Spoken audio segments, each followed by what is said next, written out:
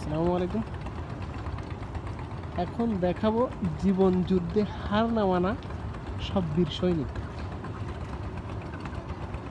ওই যে ছোট ছোট নৌকাগুলো দেখতেছেন, ওর সামনে নেট, পিছনে একজন হাল ধরে আছে, ভিতরে প্রত্যেকটা নৌকার ভিতরে দুইজন বা একজন করে মেয়ে মানুষ, একজন পুরুষ সঙ্গীর সঙ্গে, একজন পুরুষের সঙ্গে একজন মেয়ে মানুষ আছে।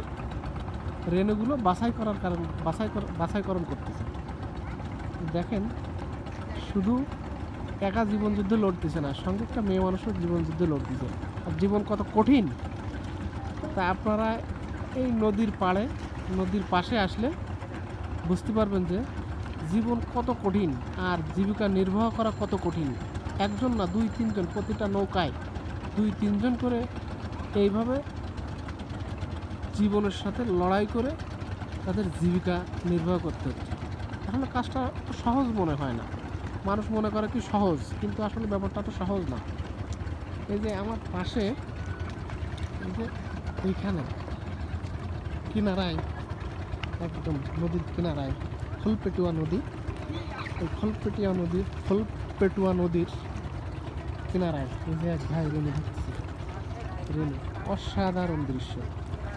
বাগদা অথবা চিংড়ির দুটোর একটা।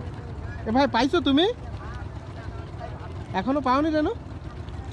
এখনো সে পায়নি, কিন্তু সে যুদ্ধ চালায় যাচ্ছে। অবশ্যই নিরাশ হবে না, আল্লাহ তাকে অবশ্যই নিরাশ করবে না, অবশ্যই কিছু না কিছু তাকে দিবে।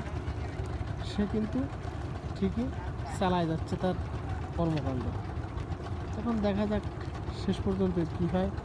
এইখানে এই যে গাবলা, বালতি, এগুলো দেখতেছেন, এইগুলোর ভিতরে ওই নেট থেকে ঝাড়বে, এই গাবলার ভিতরে ঝেড়ে ঝেড়ে ছোটো যে রেণুগুলো আসবে সেগুলো ওই ঝিনুক দিয়ে সাদা প্লেটের পরে রাখবে।